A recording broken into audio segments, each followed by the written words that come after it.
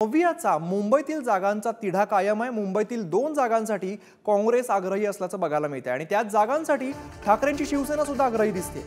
उत्तर पश्चिम मुंबई आणि दक्षिण मध्य मुंबईवरून हा तिढा असल्याचं बघायला मिळतंय। काँग्रेस प्रभारी चेन्नीथला पटोले ठाकरेंच्या भेटीला सुद्धा आलेले आहेत।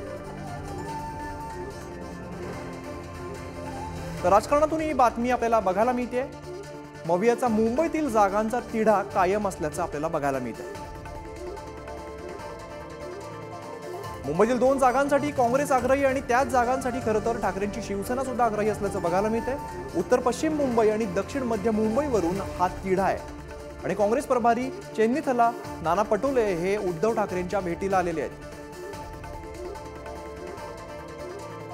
त्यामुळे नव्याचा मुंबईतील जागांचा तिढा कधी सुटतो हे पाहणं महत्त्वाचं असणार आहे। नव्याचा मुंबईतील जागांचा तिढा कायम असल्याचं आपल्याला आता बघायला मिळतं। मुंबईमधल्या 2 जागांसाठी खरं तर काँग्रेस आग्रही आणि त्याच जागांसाठी ठाकरेंची शिवसेना सुद्धा आग्रही असल्याचं आपल्याला बघायला मिळतंय। यामध्ये उत्तर पश्चिम मुंबई असेल आणि दक्षिण मध्य मुंबई असेल, या 2 जागांवरून तिढा असल्याचं सध्या समोर येत आहे। काँग्रेसचे प्रभारी चेन्नीथला आणि नाना पटोले हे उद्धव ठाकरेंच्या भेटीला आलेत आणि या भेटीदरम्यान चर्चा झाल्याचं समोर येत आहे। त्यामुळे नव्याचा मुंबईतील जागांचा तिढा कधी सुटतो हे पाहणं आता महत्त्वाचं असणार आहे।